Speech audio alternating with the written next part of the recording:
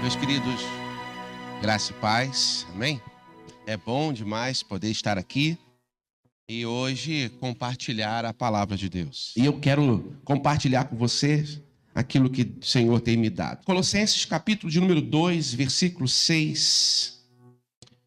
Primeiro eu vou ler na versão NA, que diz: portanto, assim como vocês receberam Cristo o Senhor, continuem a viver nele. Versículo 7.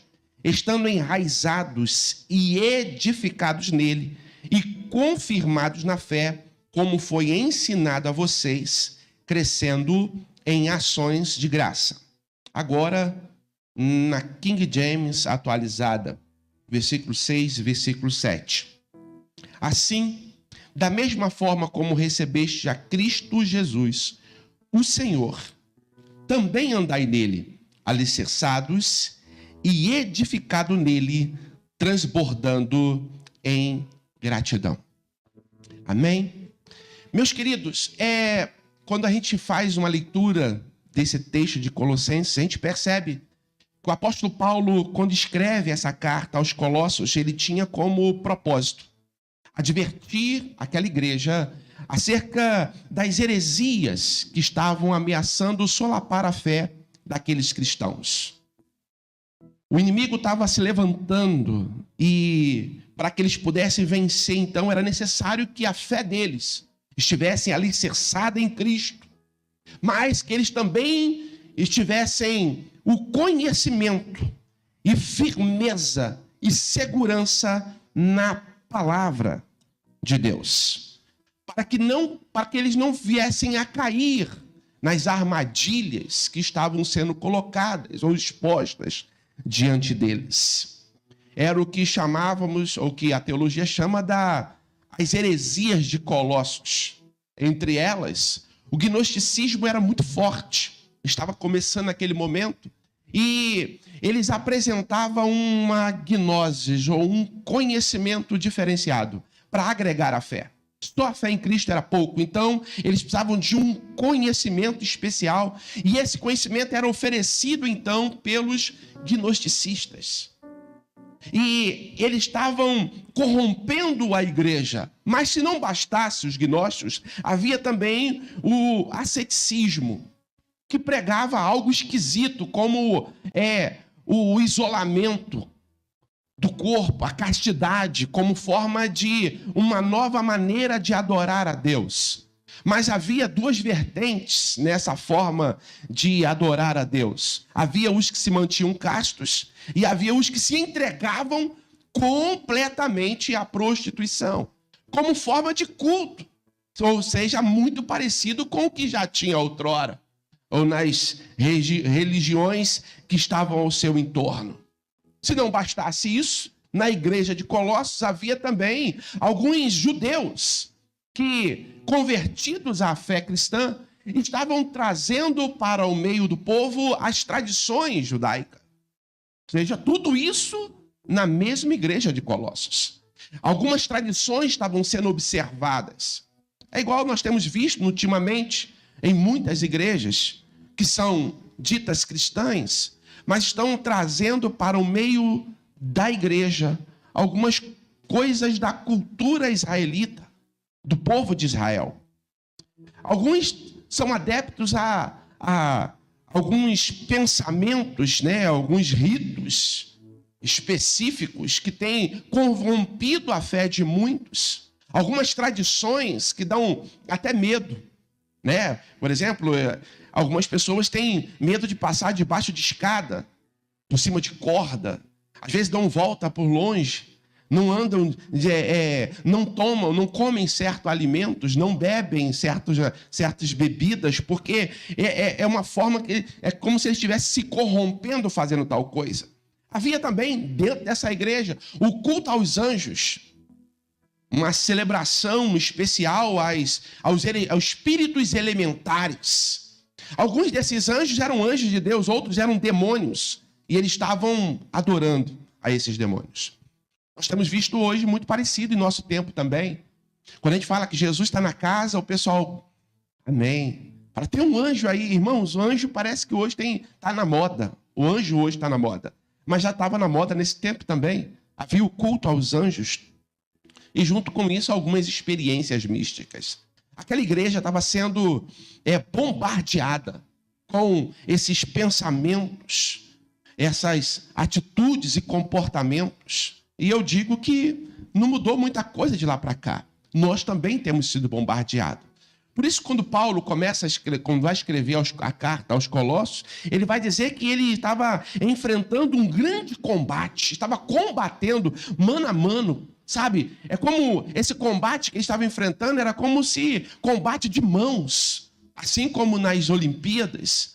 Ele estava enfrentando um grande combate por eles. O apóstolo enfrentou uma grande luta em defesa da fé dos colossos, para que eles pudessem ter os seus corações fortalecidos, consolados e firmados em Cristo Jesus. Os falsos mestres estavam conseguindo levar alguns crentes daquela cidade a duvidarem da sua salvação. Porque só a fé em Jesus era muito pouco, diziam eles. Que eles não tinham um conhecimento especial para serem salvos ou para prosseguirem em direção a uma salvação completa. Como resultado, eles começavam a questionar a divindade de Jesus e a suficiência nele em promover a salvação completa. A igreja de Colossos estava sendo bombardeada. E o interessante é que a igreja de Colossos, ela não foi fundada pelo apóstolo Paulo diretamente. A igreja de Colossos, ela foi fundada por um dos discípulos de fiel colaborador do seu ministério, chamado Epáfras. O texto de Colossos diz que essa carta foi enviada para duas igrejas que eram próximas e deveria, na verdade, compartilhar a mesma mensagem, que era a igreja de Laodiceia e a igreja de Colossos. Paulo, provavelmente, essa igreja foi fundada no período que Paulo esteve em Éfeso, pregando a palavra ali durante 2 anos. Mas essa também é tida como uma carta da prisão. Quando Paulo estava lá em Roma, aprisionado, ele recebe de Epáfra a notícia do que estava acontecendo, já que Epáfra era o pastor e fundador daquela igreja. E ele vai, então, dar um diagnóstico que o que estava acontecendo ali era assustador. Então, Paulo escreve essa carta. Paulo estava preso, mas a mensagem de Jesus não. O que eu louvo ao Senhor, porque enquanto Paulo preso, ele escrevia e os ensinamentos dele têm valido para os nossos dias também. Quando nós olhamos para os textos sagrados, onde o homem de Deus estava preso, mas o evangelho não, eu louvo ao Senhor porque se chegou até nós, é porque o Senhor assim o desejou. Bem, aqui então vimos que nós não podemos deixar se levar pelos apelos dos falsos mestres, daqueles que vêm à igreja do Senhor para corrompê-la. Assim, então, como recebemos a Cristo, nós precisamos continuar andando em Cristo. Não basta apenas recebê-lo, nós precisamos permanecer nele. E isso não é uma caminhada ou uma corrida de 100 metros rasos. Isso é como numa maratona, onde todos os dias nós caminhamos em direção à eternidade. Quando, enfim, nos encontraremos com o Senhor nos céus. Esse dia é um dia especial, será um dia especial para todos nós. Se ele acontecesse agora, a tua salvação estaria garantida. Porém, e se não acontecer o arrebatamento da igreja agora? O que fazer desse período? Eu gostei então do tema, alicerçados. É dessa maneira que temos que estar, alicerçados. Que vai o primeiro tópico dessa mensagem. Quem está alicerçado em Cristo não cai. Você pode repetir comigo? Quem está alicerçado em Cristo não cai. Não cai. O alicerce é a base da infraestrutura sobre o qual se constrói um prédio. Ela é a base. Ela serve para distribuir o peso em todo o terreno, em todo o local. O alicerce é aquilo, então, que fundamenta e sustenta um edifício.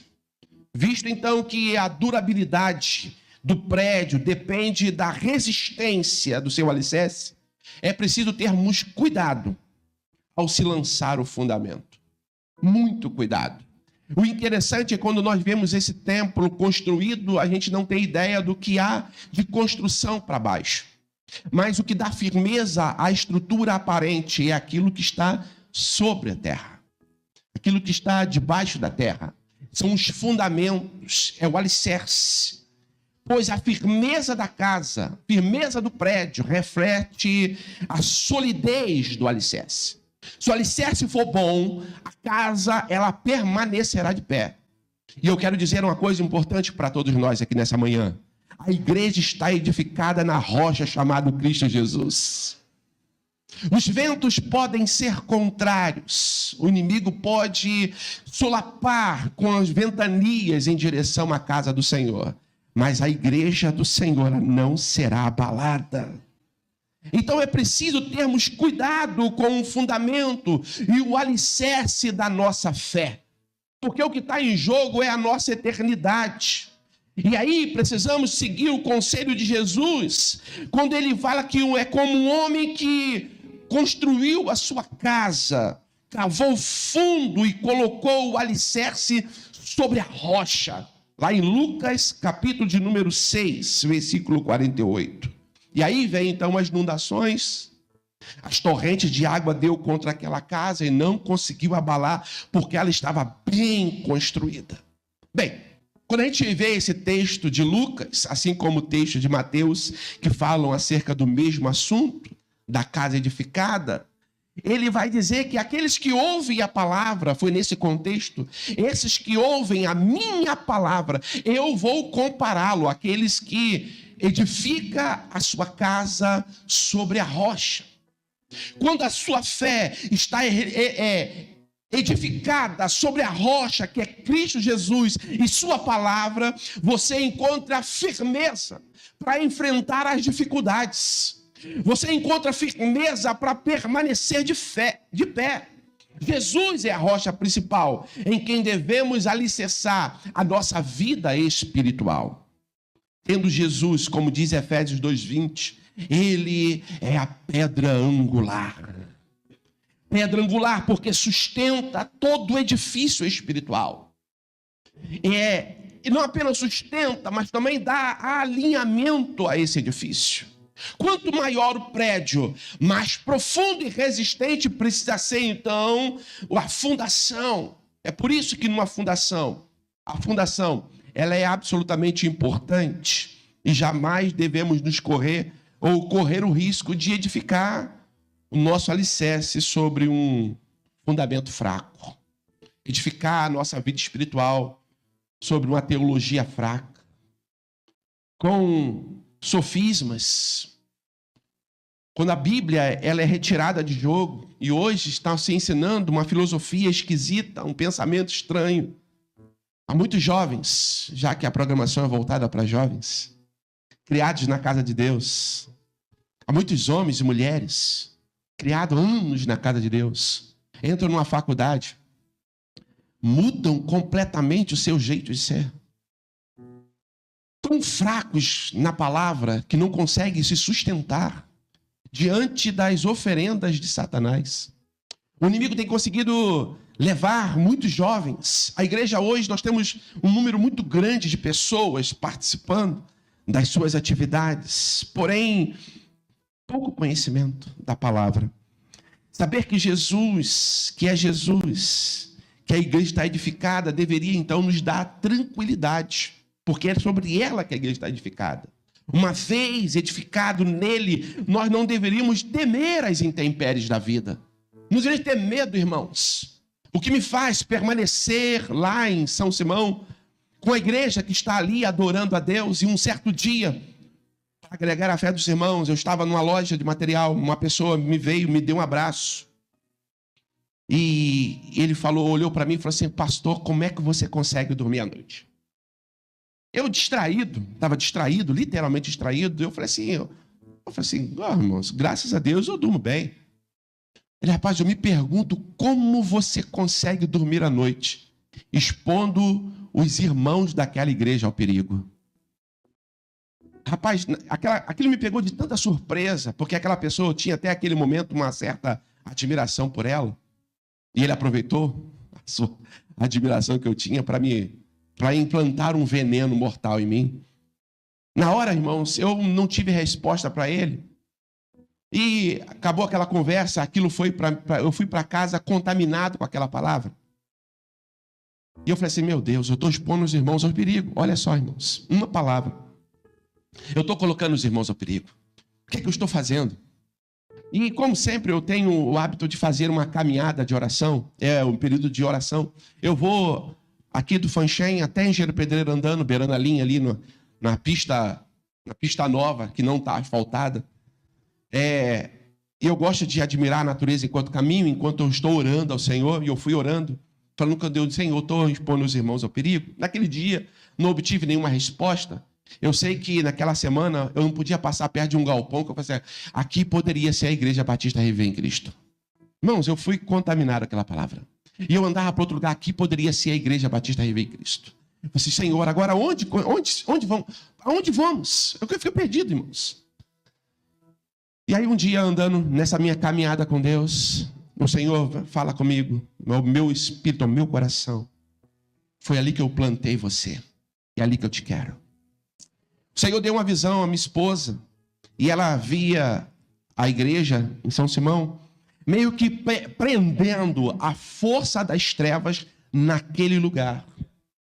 E se a cidade de Queimados hoje, até os índices têm diminuído, de criminalidade tem diminuído um pouco na cidade inteira, por incrível que pareça, tem diminuído. De alguma forma é porque ainda há alguém que resiste. A igreja do Senhor resiste em São Simão. E eu louvo ao Senhor, irmãos, porque nós estamos ali. Se o Senhor me colocou ali, é porque Ele encontrou em mim firmeza para ser o pastor daquela igreja e sustentar o povo com a palavra de Deus. Aquele povo não está lá por causa do pastor Alexandre, eles estão lá por causa da palavra. É a palavra que nos sustenta, firmado. É porque nós estamos edificados em Cristo Jesus que nós não tememos diante das adversidades do inimigo. Nós passaremos por problemas, provações e adversidades. São como tempestades que vêm em direção à nossa casa espiritual. Essas filosofias do inferno, elas vêm como uma grande enxurrada, uma grande tempestade. Elas virão, mas não irão nos derrubar. Elas podem até ser grandes, mas a nossa casa não cairá. Para assim, a minha casa não cairá.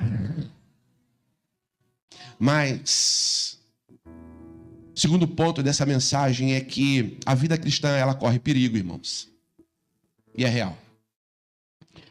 Uma pessoa imprudente, por que corre perigo? Porque uma pessoa imprudente, ela ignora as advertências. O imprudente é alguém sem juízo. Não obstante a palavra, ele constrói a sua casa sobre areia. Jesus vai falar assim, mas quem ouve as minhas palavras e não as pratica, é como um insensato que constrói a sua casa na areia. A areia, ela é uma massa de pouca resistência às pressões. Não aguenta a pressão. Quando você vê alguém que se desvia, pode ter certeza. A sua vida não estava edificada na rocha. Ela estava construída, o alicerce dele era na areia. Talvez dos pensamentos da axiologia. Hoje nós temos muita axiologia. Falar em axiologia, eu vi uma mulher da mídia, não vou dizer o nome porque eu não quero fazer propaganda. E ela estava falando que a salvação dela estava garantida porque era baseada no que ela pensava. Entre os pensamentos dela, ela podia frequentar a macumba, mas ela tinha lá um terço católico. Jesus ia salvar ela. Vi também um outro, eu não sei o nome que se dá hoje, a esse tipo de comportamento, mas para mim era um homem com corpo de mulher. E ele estava falando que ele tinha decidido, conversado com Deus, de que ele seria uma boa pessoa, cuidaria bem da sua casa, pagaria os seus impostos, ele seria uma pessoa honesta, não se daria a corrupção, e se no final Deus não quisesse ele no céu, quem estaria perdendo era Deus. Nós temos visto isso acontecer em nossos dias. É como se ele edificasse a sua casa sobre a areia. O problema é que Jesus está chegando. Já já ouviremos ele batendo a nossa porta, para que a gente entre e ceie com ele. Mas eu quero dizer mais, uma hora Jesus vem, e ele não vai bater a nossa porta, ele vai soar com alaridos de voz de arcanjos. As trombetas de Deus soarão e nós subiremos a encontrar com ele na eternidade. Mas quem constrói a sua casa sobre a areia não estão atentos à palavra de Cristo e aos seus ensinamentos. Quem constrói, quem não atenta para a palavra, edifica a sua casa em ensinamentos falazes, como diz o apóstolo Paulo aos Colossenses. E edifica a sua casa nas filosofias e vãs sutilezas. Quantas pessoas têm trocado a palavra por filosofias? A filosofia é boa, irmãos. A filosofia é boa. O apóstolo Paulo era um filósofo, uma pessoa super inteligente. Mas a filosofia mal usada, ela engana. E tem pessoas edificando a sua vida espiritual em filosofias. Tem outros que estão edificando a sua vida em vãs sutilezas. É o diabo enganando, colocando alguma coisa a mais. Cuidado com argumentos que parecem convincentes. São meias verdades, são sofismas, são engano, como o diabo fez, Satanás fez com Eva, lá no Éden. Olha, não toqueis. Não, ele não falou isso. Ele traz uma meia verdade, como falou para Jesus. Lança-se daqui abaixo, porque aos seus anjos dará ordem a teu respeito. Irmãos, ele usou a palavra. Um texto sem contexto é pretexto para uma nova heresia. E as pessoas estão, sabe, como numa caixinha de promessa. Pegam uma palavra, um versículo isolado. Vamos ver o que o Senhor quer falar comigo hoje. Irmãos, o Senhor quer falar coisas boas para nós. Mas tem coisas que ele irá falar para nos mudar, para nos moldar, para nos conformar à sua vontade. Quando a gente lê Romanos capítulo 12, diz: não vos conformeis com este mundo. Não tomeis a forma deste mundo. Não se aquilate a este mundo. Mas eu quero dizer algo para você: se aquilate a palavra, se molde a palavra, viva pela palavra, e o Senhor te sustentará nas horas da adversidade. O maligno é potente, diz o apóstolo Paulo aos Coríntios, não podemos ignorar os seus ardis. Pois com palavras persuasivas e argumentos capciosos, o inimigo tem enredado muitos crentes distraídos. O texto de Colossenses tem algumas palavras que eu acho incrível. O termo enredar, ele vai dizer no capítulo 2. O termo enredar é colocar uma rede para aprisionar pássaros. Era comum na época. E hoje o diabo tem colocado algumas redes. Era muito comum eles colocarem redes em lugares onde os pássaros obrigatoriamente tinham que ir. Entre esses lugares, um bebedouro ou um lugar onde tinha frutas. E os pássaros, então, passando por ali, ficavam aprisionados. Nós hoje temos esse aparelho que, para mim, irmãos, é extraordinário. Eu uso e uso muito celular. As minhas mensagens, meus pensamentos estão aqui dentro, muitos deles. Eu tenho um grupo para mim. Eu criei ele para mim. Às vezes, quando eu estou meditando e eu tenho uma palavra, eu vou lá, coloco nesse grupo do WhatsApp e eu começo a ditar aqueles meus pensamentos. Muitas mensagens, elas vêm a partir desse pensamento escrito no meu grupo de WhatsApp. O nome do grupo é Olá Jesus. Irmãos, isso aqui é uma ferramenta extraordinária, porém o diabo, Satanás, tem colocado algumas redes. E aí quando você vai para se informar, quando você vai para se comunicar, Você acaba entrando nas armadilhas que ele coloca, como se colocavam para pegar os pássaros junto aos bebedouros. Muitas pessoas têm sido enredadas pelo inimigo com o aparelho celular. Cuidado, a igreja corre perigo. Os cristãos correm perigo. O imprudente, então, ele é facilmente atraído pelas coisas do mundo, porque ele não tem raiz, não tem firmeza. Chegando o dia da provação e da adversidade, ele cairá com um retumbante fragor. Hoje, infelizmente, muitos crentes, apesar de frequentarem muitos anos da igreja, de participarem de suas atividades, quando vão a alguns congressos, algumas programações ou alguns encontros religiosos, e tem aqueles homens de caráter persuasivo, ele sai daquele ambiente completamente transtornado. Alguns deles falam assim: rapaz, eu estou tanto tempo na igreja, mas só agora eu sei o que é ser crente. Como? Há tanto tempo na igreja e não sabe o que é ser crente? Irmão, sem dúvida alguma, as pessoas jamais tiveram uma experiência real com Jesus. Talvez foram igual a mim. Eu nasci num lar evangélico. Minha mãe era evangélica, me ensinou as sagradas letras desde a minha infância. Com 10 anos de idade, eu decidi que queria me batizar.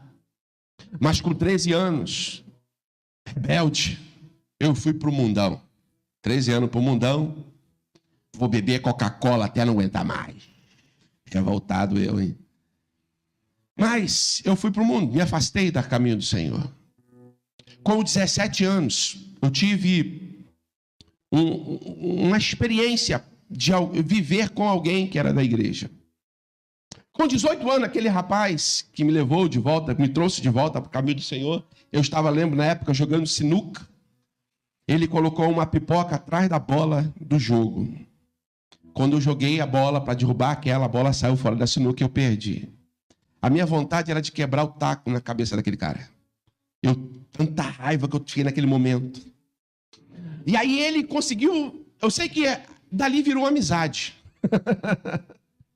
E aí, daquela amizade, ele me conseguiu me trazer de volta para o caminho do Senhor. Ele me trouxe de volta para a igreja.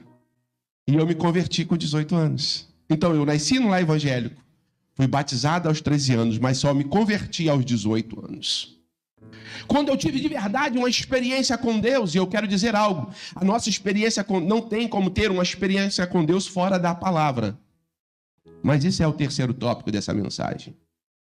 Pessoas com comportamentos fracos são facilmente levadas pelas palavras persuasivas de homens enganadores.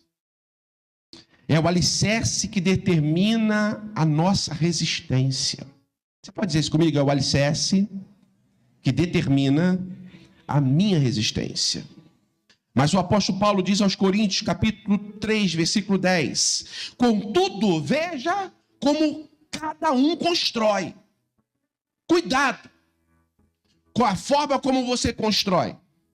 Precisamos ser cuidadosos e escolher bem onde edificar a nossa fé. Se na palavra ou em ideias. Se na palavra ou em certos planos. Se na palavra ou em certos números. Qual é o teu número da sorte?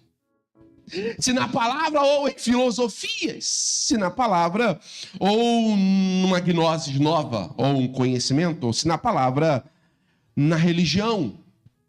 Se na palavra ou na tradição. Você precisa escolher bem onde você está edificando a sua casa. Terceiro tópico dessa mensagem. É a palavra que nos alicerça na rocha. Eu vou repetir, é a palavra que nos alicerça na rocha. Sem a palavra, irmãos, não há... É como botar um tijolo em cima do outro sem argamassa. Sem a massa, sem cimento. Edificar uma casa sem cimento é edificar uma casa para destruição. Apenas vir à igreja por vir sem o conhecimento da palavra, nós seremos enredados pelo diabo. Nós cairemos nas ciladas dele. Então não basta dizer assim, eu estou edificado na rocha. Como é que está o seu tempo a sós com Deus? Como é que está a tua leitura bíblica? Jovens, quanto tempo vocês gastam lendo a palavra de Deus? Eu tenho lá um grupo de jovens, não são tantos, não sei como é que é aqui. Lá são cerca de 60 jovens. 50, 60 jovens. E eu pergunto a eles, e às vezes eles falam assim, eu não tenho tempo. Como você não tem tempo? Deus deu para todos 24 horas por dia. Se você não consegue ler a Bíblia nessas 24 horas, é porque você está administrando mal o seu tempo. E se você administra mal o seu tempo, você administra mal as suas finanças. Se você administra mal o seu tempo, você administra mal a sua casa. Se você administra mal o seu tempo, você administra mal a tua saúde. Se você administra mal o seu tempo, você administra mal a sua família. Como está a sua administração do seu tempo na palavra? É a palavra que nos alicerça na rocha.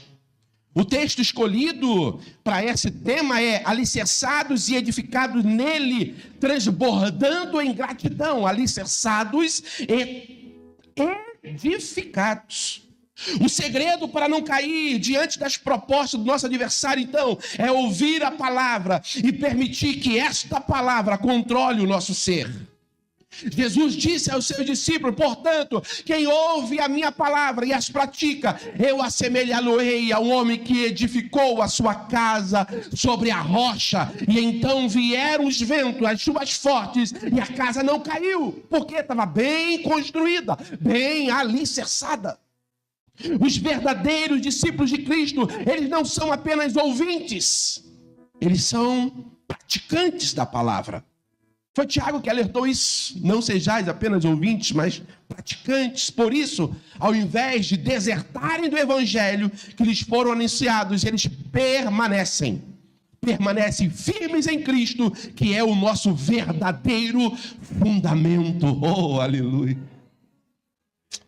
Nosso relacionamento com Deus se desenvolve a partir das verdades espirituais aprendidas na tua palavra. Eu lembro que quando me converti, eu tinha, na minha casa, era uma casa muito cheia. Nós éramos cinco pobres juntos na mesma casa. E na época a pobreza não é igual hoje, irmão. Se a pessoa fala que é pobre, mas tem telefone celular. Na época pobre era pobre. Eu lembro que eu dormia andando de bicicleta. Não sei se vocês sabem o que é isso. É quando a coberta é menor e você quer esticar a coberta entre a cabeça e perna. Então, como ela é pequena, você vai com o pé assim para tentar esticar ela. E aí passa a noite toda aquela briga andando de bicicleta. Era pobre. E como a gente era em 5, só tinha um banheiro, e eu gostava de ficar naquele banheiro, meditando na palavra, mas o banheiro era de todo mundo, então eu ia para cima da laje. E a caixa d'água era de amianto, então eu me encostava na caixa d'água, que era geladinha. E às vezes eu ficava ali 3, 4, 5 horas lendo a palavra em cima da laje, porque era o meu lugar predileto para me encontrar com Deus. Onde é o teu lugar predileto para se encontrar com Deus? É no teu quarto? É o quarto da bênção? Ou é o banheiro da misericórdia? É a cozinha das promessas? Você precisa ter um lugar para se encontrar com Deus diariamente, irmãos. Você precisa ter um local onde você vai poder se relacionar com a palavra. E o apóstolo Paulo vai dizer aos Colossenses, no capítulo 3, 16, habite ricamente em vocês a palavra de Cristo. A palavra, então, deve permear cada aspecto da nossa vida e controlar nossos pensamentos, palavras e atitudes. Irmãos, quando a nossa vida é controlada pela palavra, pensamentos, palavras e ações, elas são direcionadas, guiadas na palavra. O povo que se afasta, então, da palavra, ele deixa de ser guiado por Deus. Eu estou edificado em Cristo, mas ignora a sua palavra. Então você não está edificado em Cristo. Talvez você está edificado na religião. Você está na igreja há muito tempo pela religião. Está na hora de nos conectarmos à igreja do Senhor, ligado pela palavra de Deus. É mais do que apenas estar na igreja Nova Vida de Queimados. É estar na igreja que o Senhor está edificando para a eternidade. no qual nós somos pedras, como diz o apóstolo Pedro, pedras vivas. Um dia éramos pedras mortas, mas o Senhor nos arrancou daquela pedra gigante e Ele nos transportou para o reino da sua luz. E hoje nós somos pedras vivas para a glória do Senhor. Eu só sou uma pedra viva edificada nesse templo que Deus está edificando, se eu estiver firmado pela palavra. Fique atento, irmãos, então. A ausência de conhecimento nos furta de viver o extraordinário. Tem muito crente raso. É raso por quê? Porque tem pouco conhecimento ou nenhum conhecimento da palavra. A minha avó, ela se converteu ao evangelho, criada na roça. E na época em que ela nasceu, ela era proibida de ler, de estudar, porque nasceu mulher. Mulher não tinha direito a isso. 1917. E o sonho dela, quando ela se converteu, era de ler a Bíblia. O desejo do coração dela era ler a Bíblia. Tu vê que hoje nós temos acesso, aprendemos a ler e escrever tão novos. E muitos nunca leram a Bíblia toda. Ela então desejava ler a Bíblia. E o que ela fez então? Ela começou a orar. E eu lembro de ver várias vezes, eu morei um tempo com ela com a mão sobre a Bíblia. Senhor, me ensina a ler o que está escrito aqui. Ela era uma batista, aquela batista tradicional, a Convenção Batista Brasileira. E ela botava a mão assim: manda o seu Espírito Santo, me ensina ele a ler, eu quero ler a tua palavra.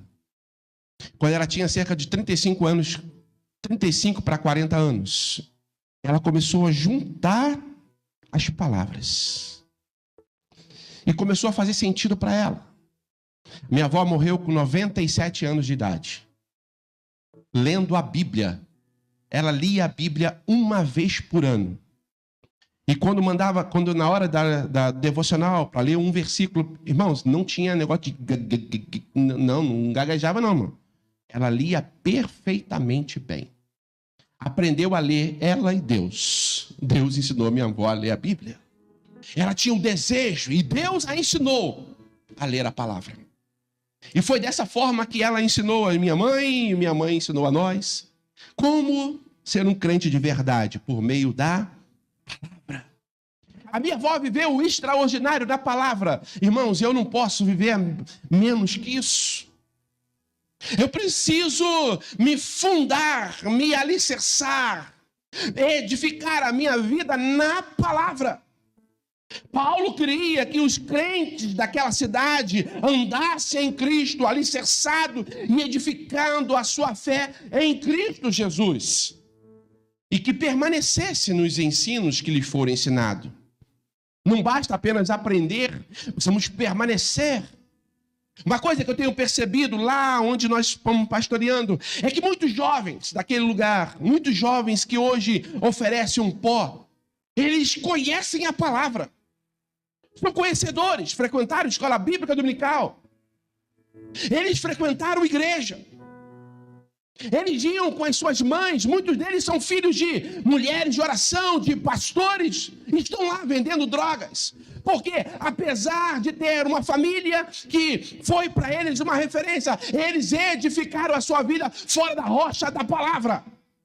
Não amalgamaram a sua vida na palavra. E, como consequência, eles não suportaram as pressões. Quem anda atrás de novidade é porque fracassou espiritualmente e não cresceu segundo Deus. Todo crente bem doutrinado, segundo a palavra, não precisa de uma novidade, de um novo ensino. Para estes ensinos estranhos, invenções descabidas, não são dignas de serem ouvidas. Para que ouvir isso? Eu não tenho tempo. Alguém um dia me perguntou: pastor, tu já leu o livro de Mormon? Qual o propósito, irmão? Não, conhecer. Tenho tempo não, meu irmão. Eu tenho a palavra. E eu vou dizer mais, já li várias vezes. E se eu tiver de ler um livro de Mormon, a palavra, eu continuo lendo a palavra. Qual o propósito, irmão, da sua leitura? O crente fraco, pouco alimentado com a palavra são presas fáceis de enganadores. Diante das atuais heresias nas igrejas, deveria ser um lugar, irmãos, onde a palavra deveria ser a fonte. Mas tem tantas igrejas ensinando heresias. Nós temos visto um misticismo dentro da igreja terrível. As pessoas deveriam valorizar, amar e comer e ser alimentados pela palavra, mas eles vêm sedentos pela palavra. Mas são ensinados a eles uma heresia e eles acabam se aquilatando a tais heresias, porque lhe falta o espírito investigativo na palavra. O apóstolo Paulo se admirou quando chegou numa cidade chamada Bereia, porque eles iam para a palavra para buscar esclarecimento ao que Paulo estava dizendo. Eu não estou dizendo para você ficar lendo a Bíblia enquanto eu prego, anota aí o que você o que você puder anotar, mas chega em casa, investigue. Faça como um boi que alimenta, não perde nada, come o dia todo. Mas quando ele se deita à tarde, ele vai ruminar aquilo que ele comeu durante todo o dia, para ter 100% de aproveitamento. Nós vamos aproveitar melhor o que nós temos ouvido. Eu vi que vocês têm um canal aqui no YouTube. Deixa eu dar uma palavra para vocês. Valorize, irmãos, o que está sendo dado para vocês. Porque eu não vi, posso dizer isso? Quando eu vi o número de visualizações, eu fiquei com vergonha. Uma palavra tão boa. 3 visualizações. 5 visualizações. Irmãos, eu falei assim, como pode? Que palavra poderosa. O povo não está ruminando a palavra. Irmãos, aproveita. Ah, mas já ouvi lá na igreja. Não, você ouviu. Está na hora de você ruminar a palavra. Deus colocou um homem que é uma referência nessa cidade. Homens que são referências na cidade inteira. Deus deu a você o privilégio de ser apacentado por esses homens. Então, medita na palavra, se alimente da palavra. Deixa a palavra controlar todo o teu ser. Amém? É dessa maneira, irmãos, é pela palavra que nós não seremos enganados. Porque há hoje muitos espíritos enganadores no seio da igreja. Somente o ensino da palavra de Deus em sua ortodoxia pode livrar uma igreja local e os que nela congregam das falsas heresias, das seitas, desses comportamentos religiosos. Eu sou da igreja, mas eu gosto de um movimento.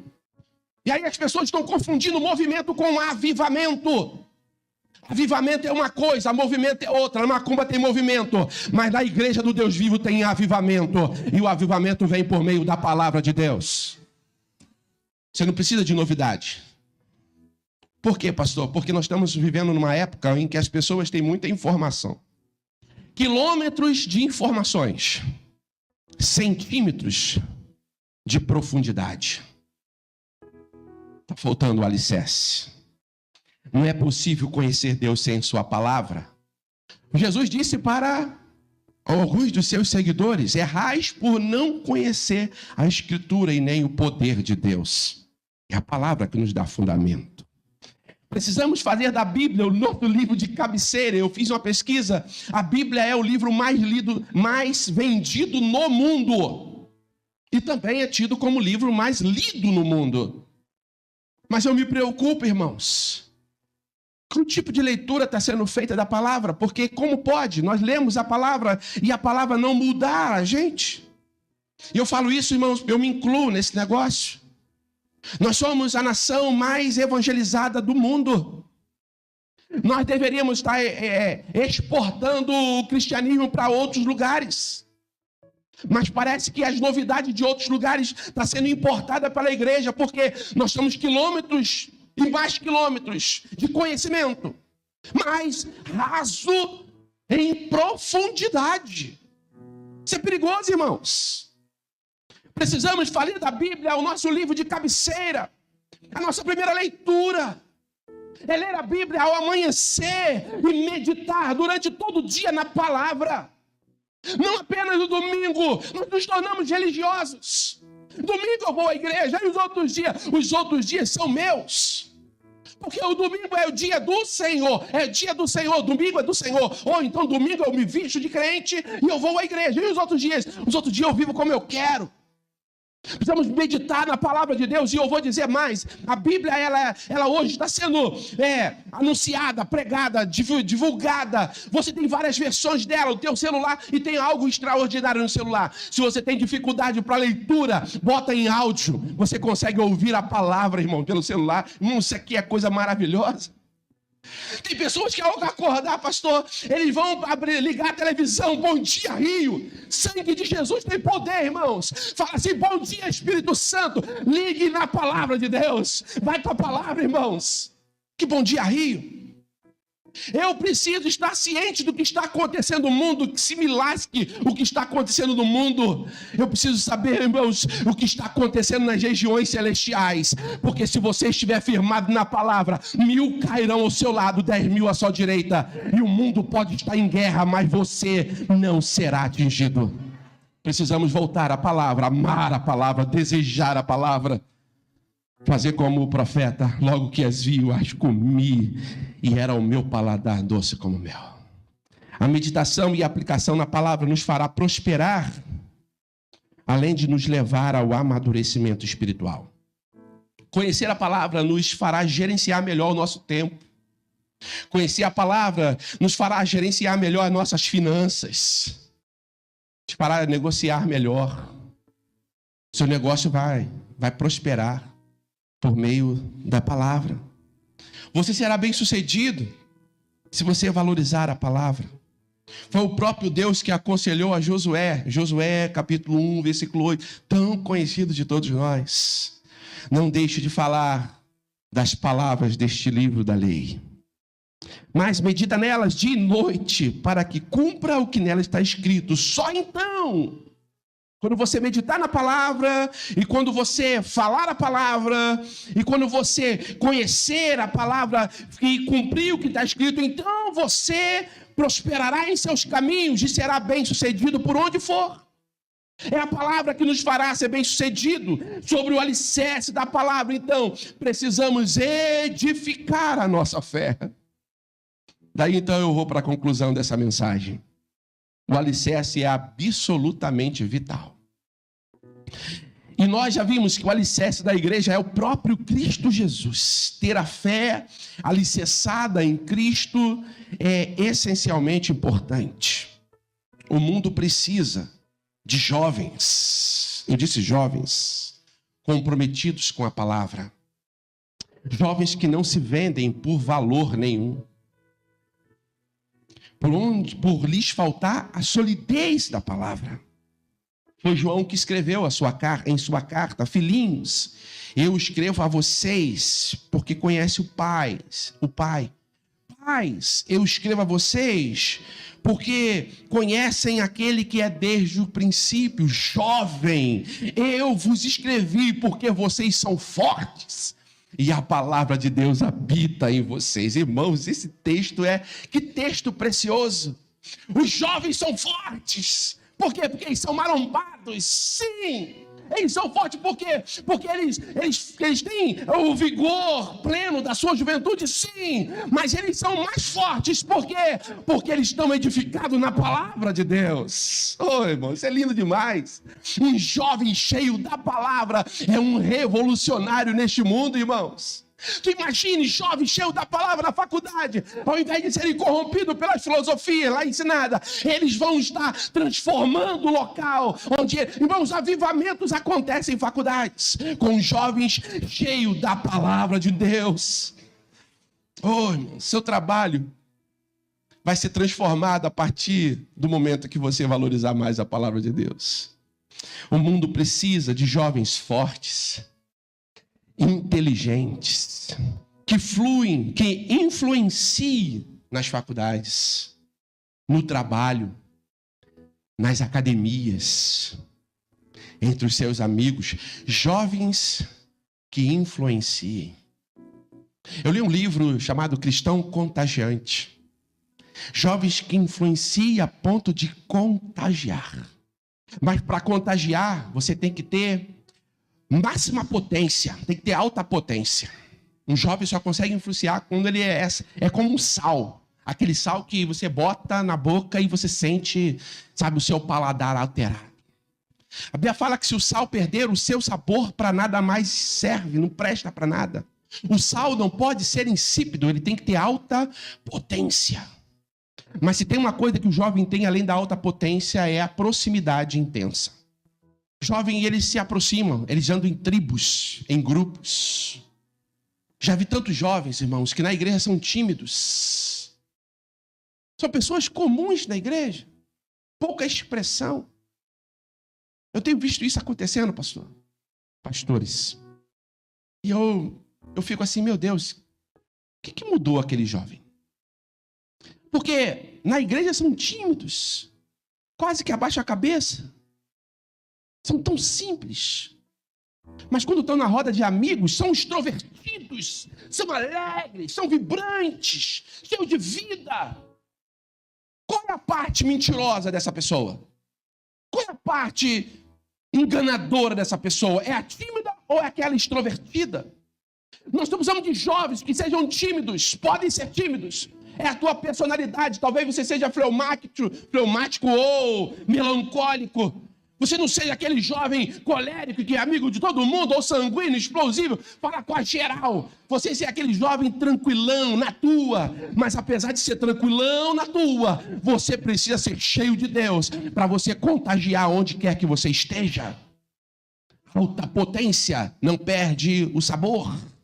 Proximidade intensa, está junto com as pessoas. Mas para causarmos o máximo impacto, falta uma terceira nessa fórmula, uma terceira fórmula nessa equação. Comunicação clara. Como ouvirão se não há quem pregue? Para que conhecer a palavra? Primeiro, para você estar edificado na rocha. A palavra, ela te alicerça na rocha. Agora, você precisa conhecer a palavra, porque o mundo precisa de pessoas que falem do amor de Jesus. Nós precisamos comunicar de forma clara quem é Jesus para nós. Quem é Jesus para você, irmãos? Eu fiz essa pergunta para alguns, lá para os irmãos da nossa igreja, a primeira vez que eu fiz a pergunta, e sabe qual foi a resposta? Quem é Jesus para você? Eu vou fazer essa pergunta para ele. Quem é Jesus para você? Aí sabe o que é que tivemos de resposta lá? Jesus é meu amigo. Jesus é meu tudo. Jesus, meu companheiro. Jesus é a pessoa mais importante. Irmãos, ele não será absolutamente nada disso se ele não for primeiro o seu Senhor e o seu único e suficiente Salvador.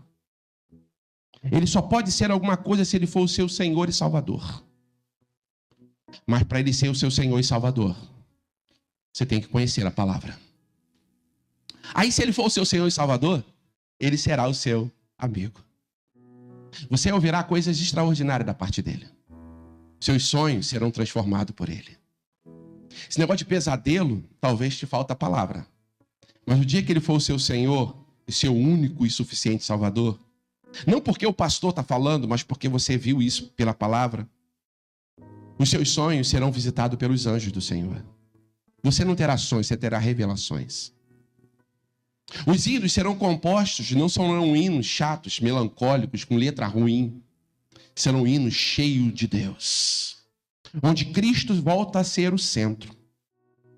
Cristo precisa ser novamente o centro das nossas músicas, das nossas canções. Nós voltaremos a ter uma cristologia, um pensamento voltado para Ele, a quem é digno de glória e honra.